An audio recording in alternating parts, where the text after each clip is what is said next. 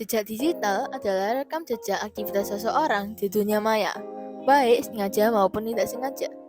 Ini mencakup semua informasi yang disimpan oleh situs web, media sosial, dan platform online lainnya tentang aktivitas seseorang. Jejak digital dibagi menjadi dua, yaitu aktif dan pasif.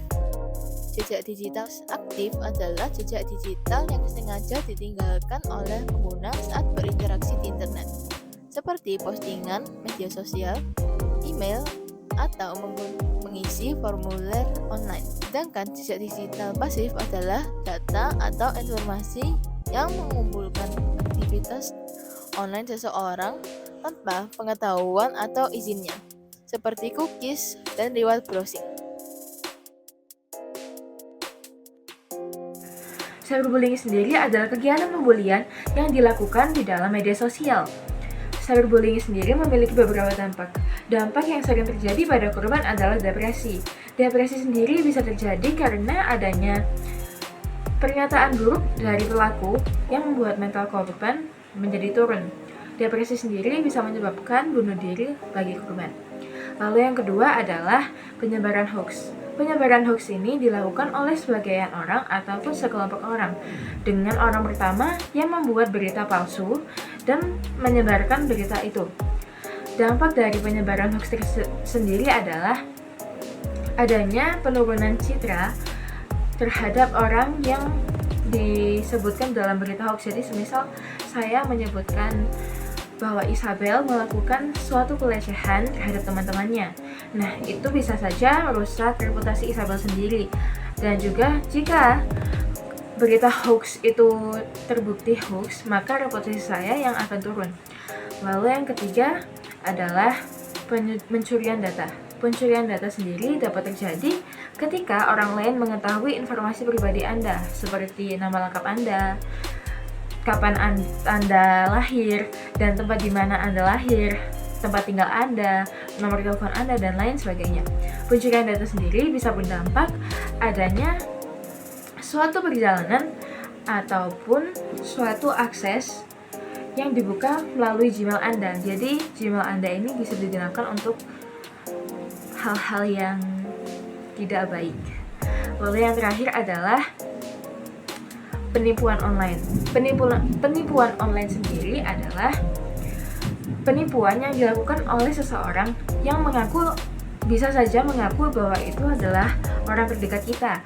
Orang terdekat kita seperti dia mengatakan kalau dia adalah adik kita, kakak kita, ataupun paman kita.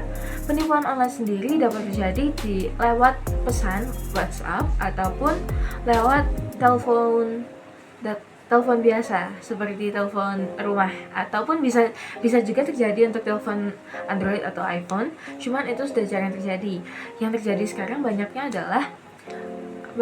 link yang disebarkan pada WA dan menyuruh orang yang dikirimi link itu untuk membukanya tanpa dia sadar bahwa link itu mengandung virus yang dapat mencuri datanya dan juga melakukan penipuan online. Penipuan online sendiri adalah jika seseorang memberi Anda suatu promosi kerja dan di dalamnya itu Anda akan mendapatkan gaji sebesar 10 juta dalam satu hari.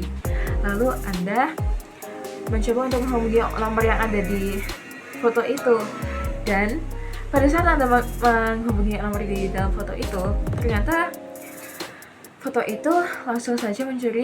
nomor itu langsung mencuri data Anda. Sebenarnya penipuan online ini sama saja dengan pencurian data. Keduanya hampir mirip, cuman penipuan online ini lebih lincah daripada pencurian data. Seperti itu.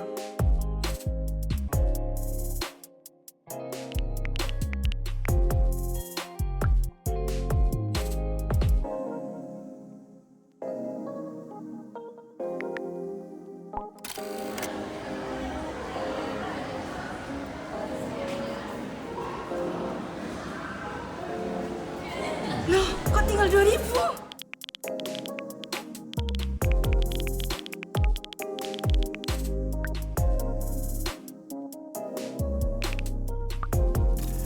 Itu loh anaknya.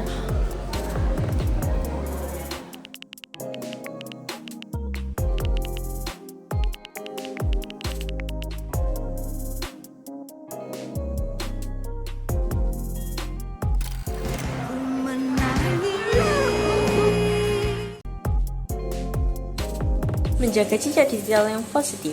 Yang pertama, pilih konten yang positif dan juga bermanfaat. Unggah konten yang membangun seperti karya dan juga prestasi Anda atau konten yang memberikan nilai tambah bagi orang lain. Konten positif dapat membantu meningkatkan reputasi online dan membuat Anda lebih terlihat oleh orang lain.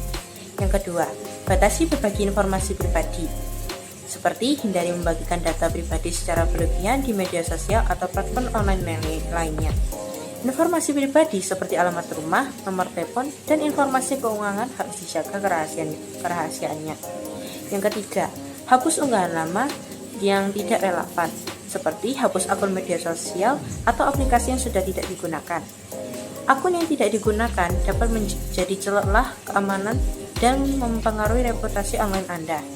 Yang keempat, berpikir kritis sebelum posting, seperti gunakan prinsip think before you click atau pikir sebelum mengklik.